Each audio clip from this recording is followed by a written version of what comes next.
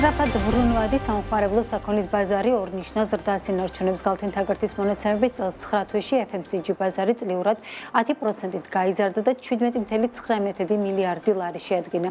ბაზრის თითქმის 42% ბრენდულ ქსელებს უჭირავს, რომელთა შემოსავალმა წელს უკვე 7.5 მილიარდი ლარი შეადგინა. ზრდა ძირითადად განპირობებული იყო არსებული მაღაზიების გაყიდვების გაზრდით და რეგიონული ექსპანსიით.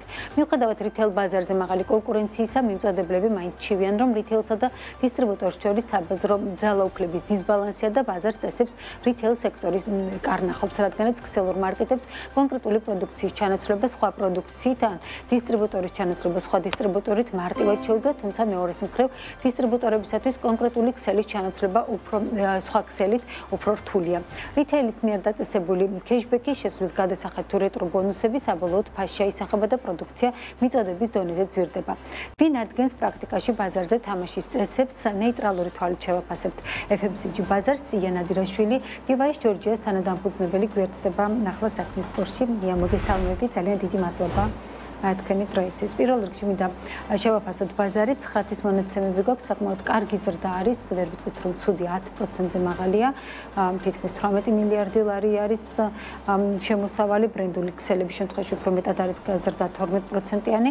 თქვენ როგორ კითხულობთ ზრდის ამ მაჩვენებლებს, რა ტენდენციებს ხედავთ ბაზარზე? მადლობა ნინო, პირველ რიგში ამ თემით მოწვევისათვის, ვინაიდან ძალიან საინტერესო საკითხი არის და რეალურად ის თემებია, რომელიც საზოგადოებას და მომხმარებელს ყველაზე მეტად აინტერესებს.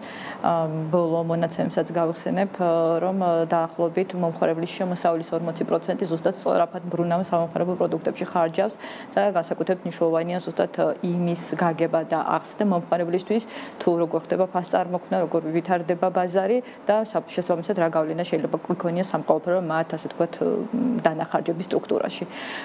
რო დავიწყოთ თქვენი კითხვიდან, რა თქმა უნდა, რითეილ ბაზარი ძალიან სწრაფად იზრდება, განსაკუთრებით ამ სწრაფად ბრუნვადი სამომხმარებლო ბაზარი იზრდება, ვითარდება და ბოლო წლების მონაცემებითაც, ანუ ფაქტობრივად ზრდის ტენდენციები პროგნოზირების მაჩვენებლებს თან მისდევს და გარკვეულწილად უსწრებს კიდევაც. თუმცა ზრდასთან ერთად ძალიან მნიშვნელოვანია განვითარების მაჩვენებლები და განვითარების კუთხითაც ხდება, მოკლედ განვითარება ჩვენ ხედავთ ბაზარზე, ვთქვათ, სხვადასხვა რითეილერების შერწყმას, რაც პირდაპირ მიუთითებს იმას, რომ მოკლედ ბაზარი ორიენტირებულია ეფექტურობისაკენ. ჩვენ ხედავთ ტენდენციებს, როდესაც რითეილერები საკმაოდ დიდი მოცულობით ახდენენ ტექნოლოგიებში ინვესტირებას და ესეც მიუთითებს იმას, რომ ისინი ახდენენ თავიანთი ბიზნეს ოპერაციების გამართულ მართვას და ეფექტურობისაკენ სწრაფას. ტენდენციების, რაც ბოლო მაჩვენებლით არის მოცემული, ის რომ ხდება განვითარება რეგიონისაკენ, ეს არის ძალიან ორგანული მაჩვენებელი, ვინაიდან თავიდან როდესაც დაიწყო ორგანიზებულობა ბაზარმა განვითარება ძირითადად კონცენტრირებული იყო დედაქალაქში, დიდ ცენტრებში, დიდ ქალაქებში და ის რომ თავისუფალი ნიშა რეგიონების ჭრილში იყო აუთვისებელი, ეს ბუნებრივად მიუთითებდა რითეილერებს, რომ მათ ეს ნიშა უნდა აითვისონ და მეორეს მხრივ, რომ მათი გადადგმული ნაბიჯი აისახება ორგანიზებული ბაზრის და მთლიანად საცალო ბაზრის ზრდაში, ეს გამყარებულია მომხმარებლის საჭიროებიდან, მომხმარებელს საჭიროება აქვს, რომ მათ სახლთან ახლოს იყოს ხელმისაწვდომი პროდუქტი, ხელმისაწვდომ ფასად. ფაქტობრივად განვითარება ჩვენ გვეუბნება, რომ მოთხოვნა მიწოდების ბალანსი გვაქვს სახეზე. ჩემს გარშემოც, თუნდაც ჩემს სახლთან ძალიან ბევრი ქსელური სუპერმარკეტის მაღაზია არის, ბრენდული მაღაზიები.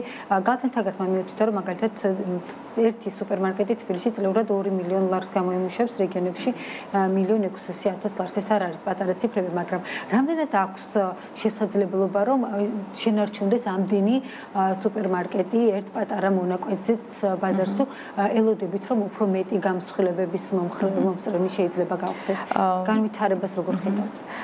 რეალურად ჩვენ გამსხვილებების მომწმეები უკვე ვართ და ეს გამსხვილებები ერთის მხრივ და მეორეს მხრივ რეალურად გამოხშირვა, შეიძლება ესე ითქვას, ან რეალურად კონკრეტული ფორმატების დახურვა, გადაკეთება, ანუ ესეც რა თქმა უნდა თამდები პროცესია, ვინაიდან ვინაიდან უკვე ვახსენეთ, რომ ბიზნეს პროცესების ეფექტურობა ძალიან მნიშვნელოვანი არის.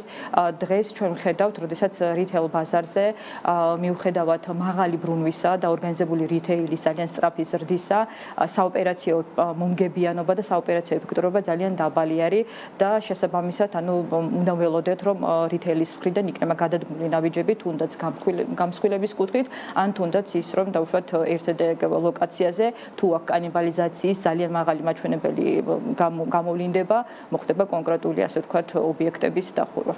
ესე იგი მოსალოდნელია რომ რაღაცა თქმა უნდა მოსალოდნელი არის, თუმცა ამის ძალიან მტკიცებით საუბარი, რთული არის, თუმცა არსებული საოპერაციო მაჩვენებლიდან გამომდინარე, მსგავსი ქმედებები მოსალოდნელი არის ბაზარზე. აი სულ ცოტა ხნის წინ ფასწარმოქმნაზე მინდა ვისაუბროთ, რომელიც საკმაოდ აქტუალური თემა არის.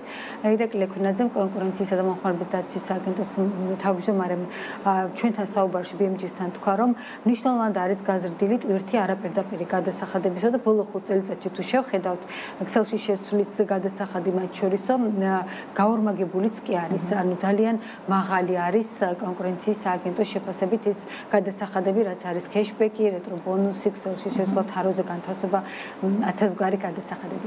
როგორ ხდება რეალურად ეს ფასწარმოქმნა და რამდენად თქვათ საჭიროება დგას იმისა, რომ უდგას საჭიროება retail სექტორს, რომ ეს გადასახადები არსებობდეს? პირველ რიგში მოდი დავიწყოთ იმის ახსნით, თუ რა არის rebate. Rebate ეს არის გარკვეული წილის ბონუსი, რომელიც უკავშირდება დიდი მოცულობის შესყიდვებს და შესყიდვის მოცულობიდან გამომდინარე rebate მოკლედ წარმოადგენს მასტიმულირებელ ფაქტორს ერთის მხრივ მიმწოდებლისთვის და მეორეს მხრივ შემსყიდველისთვის, რომ რაც შეიძლება მეტი შეისყიდოს ამა თუ იმ პარტნიორისგან თუ მომწოდებლისგან, ხო?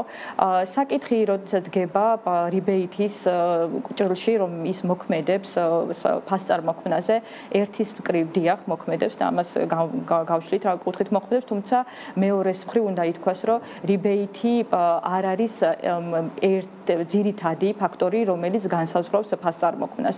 ფასწარმოქმნაზე და საბოლოო ჯამში პროდუქტის თვითღირებულებაზე მოქმედებს ისეთი ფაქტორები, ისეთი შეიძლება იყოს მაკროეკონომიკური, მიკროეკონომიკური ფაქტორები, ლოგისტიკა, პროდუქტის თვითღირებულება, იმპორტული პროდუქტის, ასე ვთქვათ, შესაბამისობა ბაზართან მიმართებაში და ბევრი სხვა თანამდები ზენდადები ფაქტორი, რომელიც განსაზღვრავს პროდუქტის საბოლოო ღირებულებას.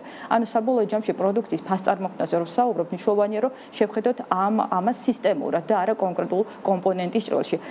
ჩვენ ვინაიდან ეს ფასწარმოქმნა და ფასი ძალიან სენსიტიური არის, ხშირად ხდება ამ პროდუქტი ასე ვთქვათ, საკითხზე манипуლირება, თუმცა დღეს ჩვენ ფასწარმოქმნა პროცენტულად რა წილი შეიძლება ეჭიროს ამ ასე ვთქვათ არაპირდაპირ გადასახადებს. კი ბატონო, აი მოდი დავაზუსტებ, რომ პირველ რიგში ანუ ძალიან მნიშვნელოვანია რომ სისტემურად შევხედოთ ამ საკითხს და არ იყოს ვთქვათ კონტექსტიდან ამოგლეჯილი, ხო, ვინაიდან ჩვენ ძალიან მნიშვნელოვანია რომ ძალიან მკაფიოდ ჩამოყალიბდეს ზოგადად FMCG რიტეილის ბაზრის სტრუქტურა და მეორე როგორ ხდება ფასწარმოქმნის კომპონენტი. როდესაც საუბრობთ თვითღირებულებაზე, როდესაც ვახსენეთ, ვთქვათ ეს იქნება ფასთა შორის გაცვლითი კურსი, იმპორტი პროდუქტი, რომელი ქვეყნიდან არის იმპორტირებული, სხვადასხვა ზედნადები ხარჯები, ლოგისტიკური ხარჯები, ხო? ანუ ეს განსაზღვრავს პროდუქტის თვითღირებულებას. რაც შეეხება rebate, ეს არის ბონუსი, როგორც ვთქვი, რომელიც მიმართული არის პროდუქტის გაყიდვების სტიმულირებისათვის. თუ დავუშვათ ვიტყვით იმას, რომ rebate მოქმედებს პროდუქტის ფასწარმოქმნაზე და ეს აისახება რიტეილერის, ასე ვთქვათ, მომგებიანობაში, მაშინ ჩვენ უნდა ვხედავდეთ ამ ყველაფერს რიტეილერების, ასე ვთქვათ, ფინანსურ უწყისებში. რაც პირიქით არის, ხო, დავუშვათ თუ გაიზარდა rebate, ჩვენ ვხედავთ ბოლო მონაცემითაც, რომ ანუ რიტეილერების საოპერაციო მოგება არ გაზრდილა და არც ვთქვათ EBITDA პარამეტრი არ გაზრდილა, პირიქით აქ ვხედავთ ანუ შემცირების ტენდენციებსაც და ჯამში უნდა ითქვას, რომ ის ვთქვათ rebate ემსახურება საბოლოო ჯამში პროდუქტის გაყიდვების სტიმულირებას. ასე ვთქვათ იმისათვის, რომ რიტეილერმა შეძლოს უფრო იაფად, უფრო კონკურენტულ ფასად შესთავაზოს ბაზარს ესა თუ ის პროდუქტი, ხო? ასე იგი რაც უფრო მეტი არის რიტეილერის დაინტერესება, მით უფრო ცდილობს, რომ ესა თუ ის პროდუქტი პროდუქტი კონკურენტულ ფასად შეთავაზოს ბაზას. ანუ რეალურად ეს არის ბონუსი, ბუფერი, რომელიც აძლევს საშუალებას რიტეილს ფასწარმოფნისას. და ეს არ უნდა დავინახოთ ისე, რომ ის აისახება და ემატება პროდუქტის საბოლოო საბაზრო ფასს. მეორე მხრივ უნდა შევხედოთ, ხო, დაუშვათ ესა თუ ის მოცულობის რიბეითი რისკენ არის მიმართული და რაში იყენებენ, ხო, ამას რიტეილერები, ხო? აი როგორც ახსენე, ეს ხმარდება სხვადასხვა ოპერაციებს, ხმარდება ვთქვათ პროდუქტის ფასის კორექტირებას ბაზარზე უფრო კონკურენტული იყოს ფასი და დღევანდელ რეალობაში აი თუნდაც კონკურენციის სააგენტოს მონაცემებით, ბოლო მონაცემებით, ბაზარი არის დაბალ კონცენტრირებადი, რაც ნიშნავს, რომ ძალიან მაღალია კონკურენცია და ბოლო მონაცემებითაც აი ძალიან მძაფრი კონკურენციის პირობებში რიტეილერების საოპერაციო მარჟა და EBITDA მარჟა მცირდება.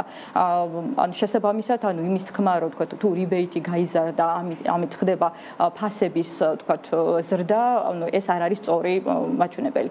რეალურად რა ახდენს კიდევ ხო დამატებით, ანუ სისტემურად რო შევხედოთ, რა ახდენს დამატებით ფასებზე ზემოქმედებას და თქვათ რომ მოვიყვანოთ ევროპული ანალოგიები ხო ევროპის ქვეყნებში რა ხდება.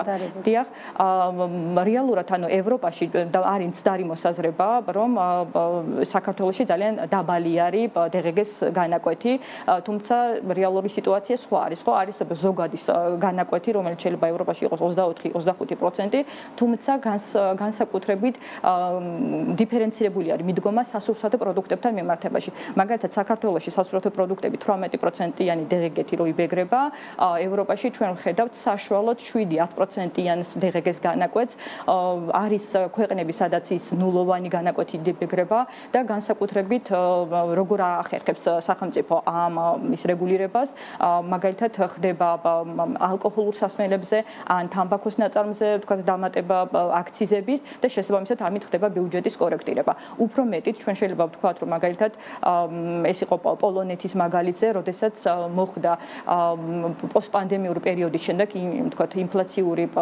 სიტუაციის დაბალანსებისთვის ეს 7%-იანი განაკვეთი მთლიანად სასურსათო პროდუქტები ჩამოიყვანეს ნულოვან განაკვეთზე და აქ მთლიანად სექტორის, FMCG სექტორისა და სახელმწიფოს ერთობლივი კომუნიკაცია მოხდა და ერთობლივად მოხდა ამ პოლიტიკის შემუშავება და ძალიან საუბრობენ ევროპაში დაბალი ფასები და ხშირად გვინახავს ხოლმე შედარებაც ხო სოციალურ ქსელებში. ეს განპირობებულია იმით, რომ DGG-ს გადასახადი, მაგალითად სხვა გადასახადები ამ ტიპის პროდუქციაზე არის მნიშვნელოვნად განსხვავებული. მნიშვნელოვნად განსაზღვრავს საბოლოო ფასწარმოფნას, ანუ საბოლოო ფას იმას, რასაც იხდის მომხმარებელს, ჩვენ საქართველოს მაგალითზე ზუსტად ეს 18%-იანი DGG-ს განაკვეთი, რითაც იბეგრება სასურსათო პროდუქტები.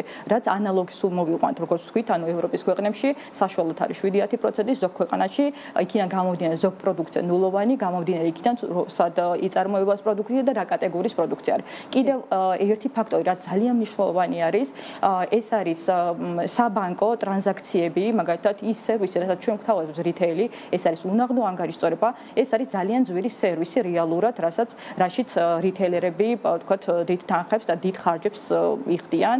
აი პირობითად ეს არის დაახლოებით 1, შეიძლება 1.5% გააჩნია, თუმცა მინიმუმ 1%-იანი შემთხვევაში არის ქვედაზღვარი, როდესაც თვითეული ტრანზაქციიდან მინიმუმ 20 თეთრი, ასე ვთქვათ, მიდის ტრანზაქციის სერვისის საფაშურში. ანუ ჩვენ უფრო კაფიოთ რო გამოვხატოთ მაგალითის დონეზე და გასაგები იყოს, პირობითად ლარიანი პროდუქტის შემთხვევაში 20 თეთრი გადაიხდება ზუსტად საბანკო ტრანზაქციების მომსახურებისთვის, რაც ასევე ძალიან ძვირი სერვისი არის. ანუ რეალურად კიდევ ერთხელ რო შევაფასოთ და ვთქვათ, ხო, ანუ ფასწარმოფნა ძალიან მნიშვნელოვანი არის და ძალიან დიდი მადლობა, რომ სწორედ ამ თემებს ჩვენ ვეხებით დღეს და განვიხილავ და ვისურვებდი, რომ უფრო ხშირად გქონდეს საშუალება იმისათვის, რომ ფასწარმოფნის მექანიზმები, FMCG რიტეილის სტრუქტურა, ხო, უფრო სისტემურად შევაფასოთ და ხმა მივაწვნოთ საზოგადოებას, ვინაიდან როგორც ვთქვით, ანუ თვითეული ჩვენთაგანი ძალიან დაინტერესებულია, რომ კაფიო და გამჭირვალე იყოს